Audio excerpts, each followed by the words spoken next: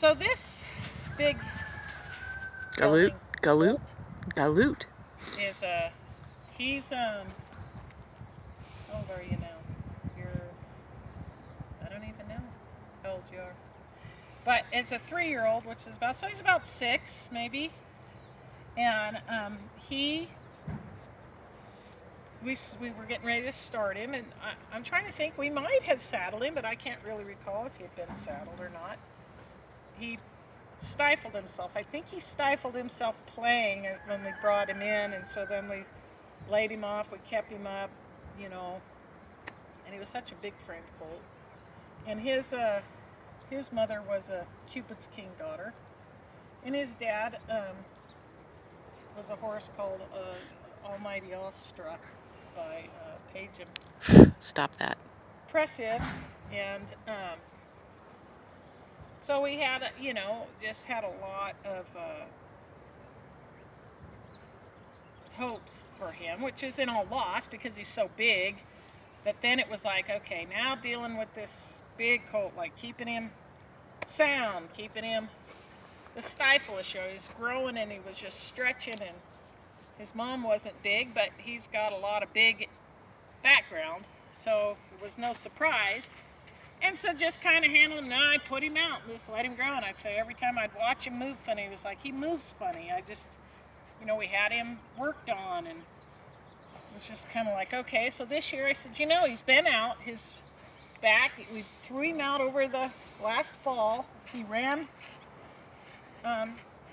with another, some other horses, and just got strong. And I could tell his top line was getting strong. And I said, he's either going to get strong and he's going to, quit growing at some point, and he's kind of filling out now. And for a while he was real hollow, but he's smart. He was always smart. We'd always engage with him just to keep him quiet, because he is big, and he's kind of he likes to come up, and he likes his grain. And so I pulled them all up, 3 of these guys that we needed to ride, Paige's and Luke's, and then this colt, who we always would call him the Choby colt, which was Sherry Manaroli's, because he looked so much like her old horse that she won so much on. And I always thought he would go to her, and I'm like, what, this is a pretty nice horse, really. So today what we're going to do is, he hasn't been back really in the round pen. He hasn't. I just haltered him to trailer him out to another pasture and then bring him here. So he hasn't had a lot of handling as far as what's going on. So I thought, well, we're going to start him today, and it'll just be one more video on another, green, but for the most part, quiet. We've got some across the street that aren't going to be quiet, and they're very green. They haven't been handled hardly at all, not as much as this colt. But he's, on the other hand, there's a lot of handling that he hasn't had. I mean, he's green, but you can get your hands over him, which tells me if I don't, he don't get scared, we'll go ahead and saddle him. I thought I might round pin him a little bit first, just to get him to move around in the pen without saddling him, and then we're going to take him in. I might try, we'll just see how he goes. I may make the decision to saddle him out here since he is quiet, not saddle him in the barn. We'll just see. So I'm just going to round pin him a little bit, and then go ahead and saddle him.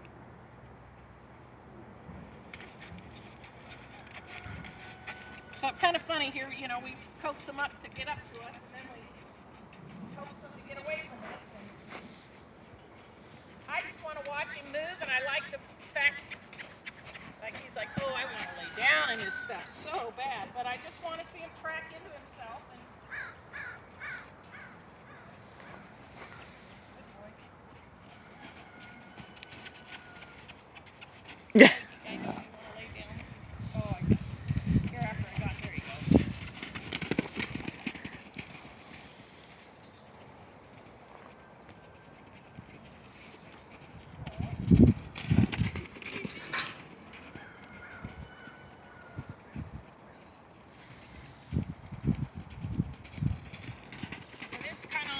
I didn't put a lot on him, but he doesn't know much, so I'm not going to scold him too bad. I think some people might be like, but this isn't the torture pin. This is supposed to be the training pin, and I want him to feel comfortable.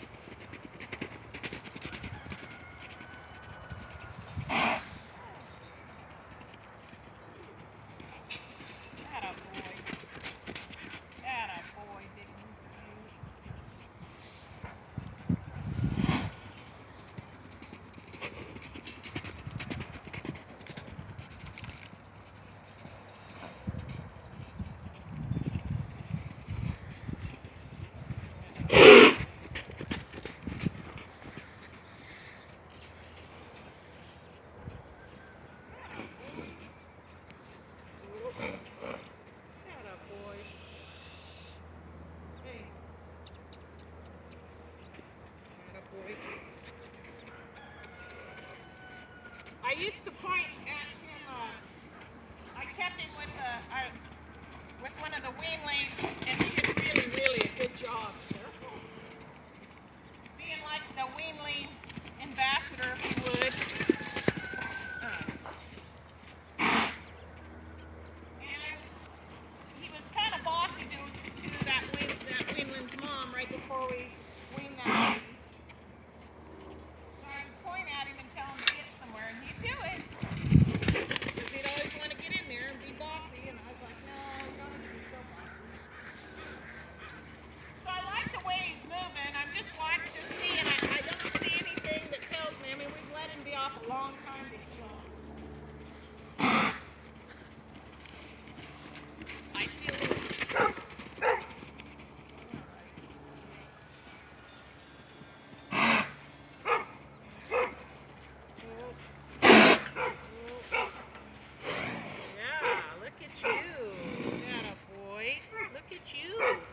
So it's been some years. It's been, attaboy, whoop, you're all right. It's been some years since he's been in the pen. It's been like three, maybe 4 now.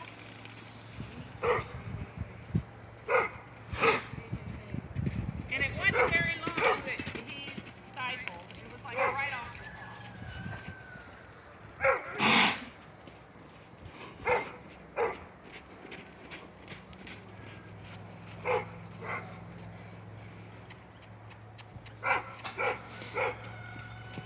I like that big deer-like gait, that big drive. I mean, he's got a lot of drive. You don't even know. I think he's going to have... he might know he's got some speed. I don't know. Some of them don't even know they got speed.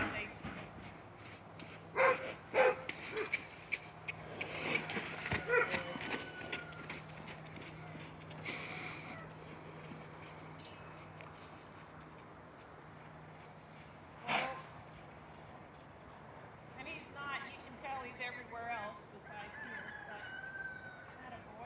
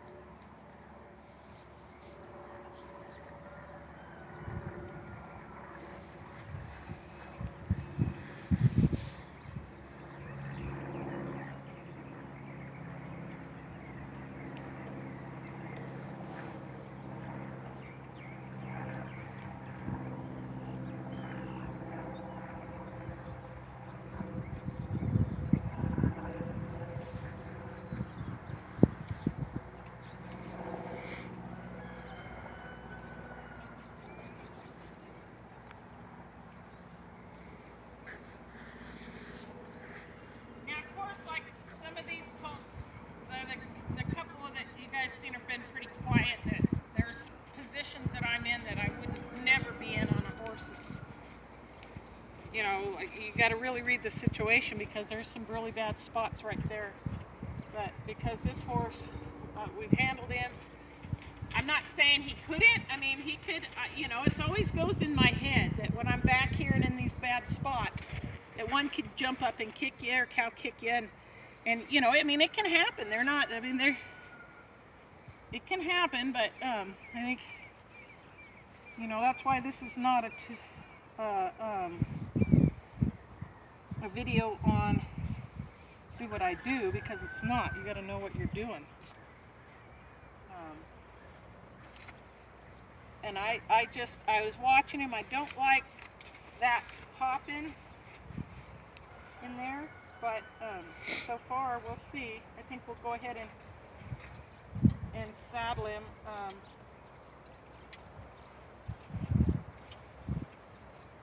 I always said if you can't get your hands over their back here and then feel okay, probably shouldn't be saddling them. They need. I mean, and there's times where we've had to, you know, when you're, especially these competitions. I mean, you're saddling horses that some of them aren't ready to be saddled, and he likes this. He got hot, so you can tell he's been kind of lazy just out there in the field.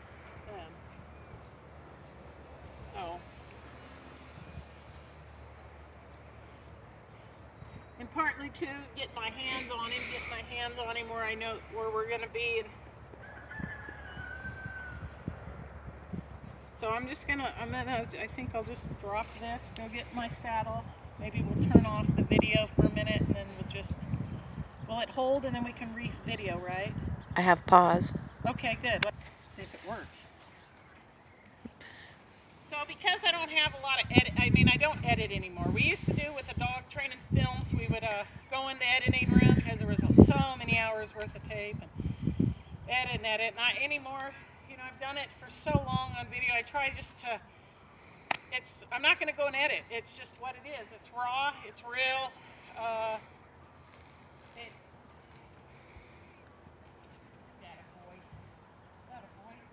you can see how he still kind of looks at me like a little bit like he wants.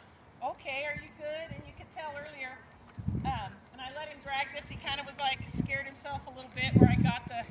And those are good things because I'm not with him, so he can't blame me for it, right? He can't blame me for what he does, as long as, again, knowing the individual and not dumping them over their head. Now, the saddle I'm going to use, I normally would saddle with the Colt saddle, so like barrel racing saddle. I have a barrel racing saddle that Connie Combs, when she won the world, and I think is 85 or 6. 86, 87, maybe, I can't remember now. She had a saddle I really like. I mean, I rode so many horses. I rode a lot of horses at the racetrack with it, and that was my Colt starting saddle. And they had to go in. I mean, all these years of starting Colts, and you know, I mean, literally thousands of horses, and it's needed some retirement work.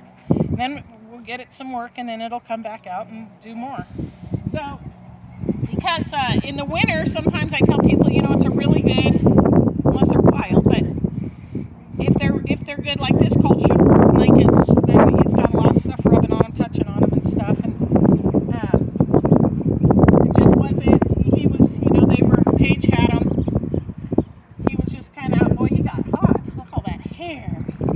So sometimes I'll talk too, it's just to kind of get them into that feeling that's okay to go to the next step. So on the blankets, you know, I don't want them feeling like they're, and I don't, because like that, I don't want that necessarily happening. So I'm going to go back up. This Colt was never saddled, I can tell you that right now, because if he'd been saddled by me, that would have been an issue. So just let him look at it, and I don't want to spend as much time, I don't want to scare him, I just want him. And I don't like all the room, so like we were just talking about, I normally have like a little bullpen or something, so they can't go because they're going to go as far as you allow them to. That a boy. So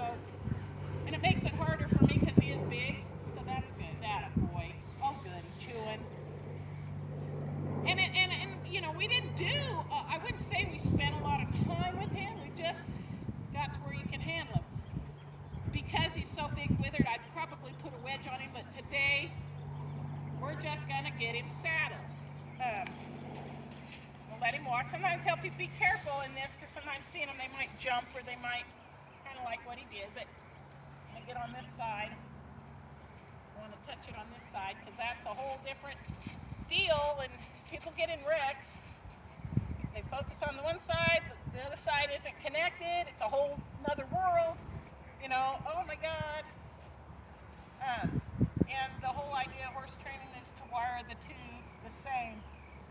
You know, for a lot of years I'd get people say, oh, they'll go this way, they won't go that way. That's because that's the side they think with, that's the side everything comes clear on.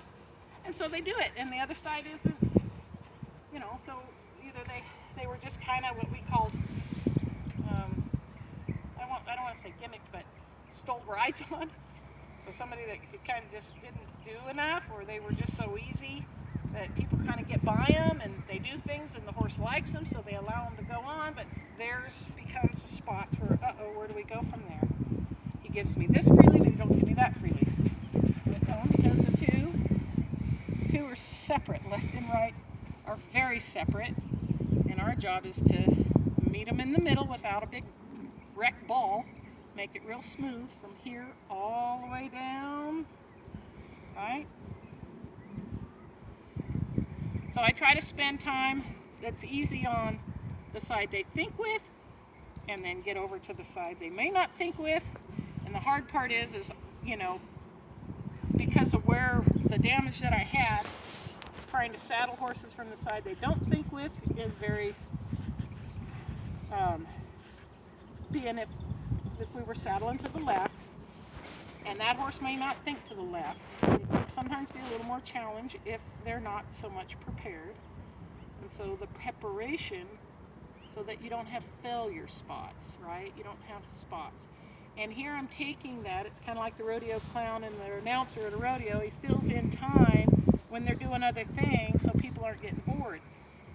It's, for me, it's for the horse, so I got to fill in time until I think he's like, okay, I'm okay, I think I'll let you do that, because he's big and he's strong, and I'm thinking maybe we should just go ahead and take him into that pen, because he has a lot of room out here, and knowing what I know, that if he reacted a little bit more to that saddle with that, I don't want that saddle hitting the ground, because that's how he's going to interpret saddling. So we need to probably take him over to a spot that's a little more enclosed. That's why I like the box stall. We're going to go in there, we're going to saddle him where he can't go anywhere, and so we're going to put it on pause again. I'm going to take this off him and let him see that. There you go. Took it off the other side, which is fine. Try to get him, you know. And it's nicer, for so many years, I told them about the Mustangs, who especially start colts for other guys, and they're like on assembly line, cha-ching, cha-ching, gotta go, gotta go, gotta go, gotta get him, gotta get him, gotta get him. Mine, I think I just got so, let them grow, let them grow, let them grow, let them come back when they're mentally like, oh, I can deal. And because I said I think I'd been raising Mustangs, right? I'd been raising horses that were like, oh, hell no, we're not doing that. You know, go play with the other guys. So, put it on pause.